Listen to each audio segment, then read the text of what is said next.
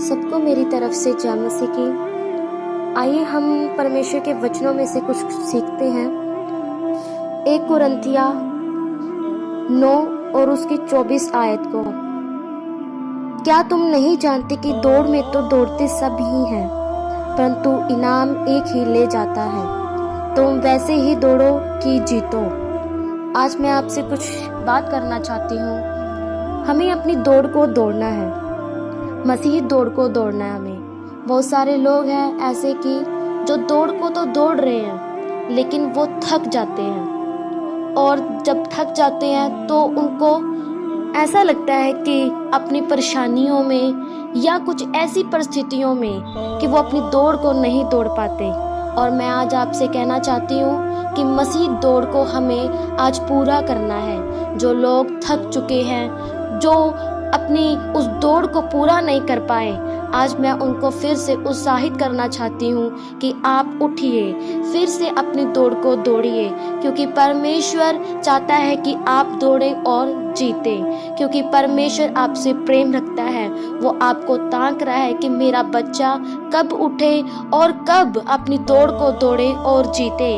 क्योंकि शैतान यही चाहता है कि हम अपनी दौड़ को पूरा ना कर पाए, क्योंकि वो चाहता है कि हम ऐसे बने कि जैसे वो हमें बनाना चाहता है। लेकिन मैं आपको बताना चाहती हूँ कि हमें वैसा बनना है जैसा कि हमें खुदा का कलाम कहता है कि तुम मेरे जैसे बनो। जैसे मैंने अपनी दौड़ को पूरा किया और मैं स्वर्ग में परमेश्वर के दाहिनी ओर जा बैठा, और आज परमेश्वर हमें उत्साहित करना चाहता है और वो कहना चाहता है कि मेरे बेटे और मेरी बेटी, जितनी भी तुम्हारी जीवन में परिस्थितियां आई, जितने भी तुम्हें मुसीबतों का सामना करना पड़ा या उन कलेशों का सामना करना पड़ा, क्योंकि बाइबल ऐसा बताती है कि हमें वो द्वार को जाना है कि जो सकरा है, क्योंकि बहुत कम लोग हैं जो उसमें जा पाते हैं। और मैं आपको बताना चाहती हूँ, हमें अपनी दौड़ को वैसा दौड़ना है कि हम इनाम ले सके, क्योंकि बाइबल ऐसा बताती है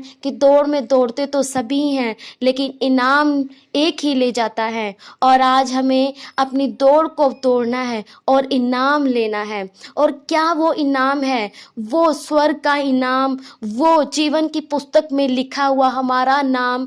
जब हम स्वर्ग में जाएंगे तो वहाँ पे कितना आनंद और शांति होगी, वहाँ पे कोई दुख और क्लेश नहीं होगा, क्योंकि परमेश्वर कहता है कि मैं जल्द आने वाला हूँ। क्योंकि ये समय अंत का समय है मेरे अजीजों। आज हमें परमेश्वर बुला रहा है कि उठो, तुम्हें थकना नहीं है। तुम्हें, अगर तुम थक चुके हो, अगर तुम गिर चुके हो, तो मैं अपनी बाहें फैलाए फिर से तुम्हें अपने गले लगाने के लिए तैयार हूँ, क्योंकि मैं तुम्हें गले लगाना चाहता हूँ। मैं तुम्हारे आंसुओं को पोंछना चाहता हूँ। मुझे पता है कि तुम्हें कितना दुख हुआ, तुम्हें कितना कुछ सहना पड़ा।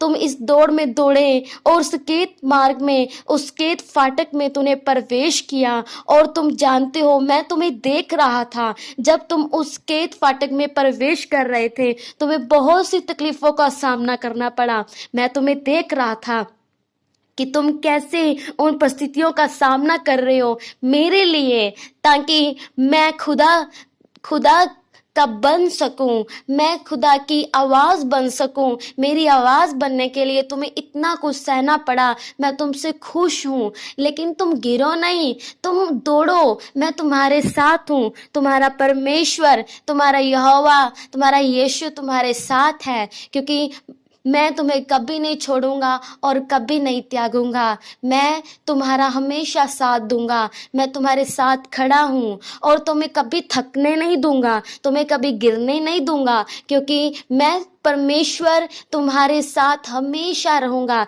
लोग तुम्हें छोड़ जाएंगे, लोग तुम्हें उन मजदारों पर छोड़ जाएंगे, वो तुम्हारा साथ नहीं देंगे, लेकिन मैं यीशु हमेशा तुम्हारे साथ खड़ा रहूंगा और तुम हमेशा मुझे अपने साथ पाओगे। जीवन की हर परिस्थिति में तुम मुझे अपने साथ पाओगे।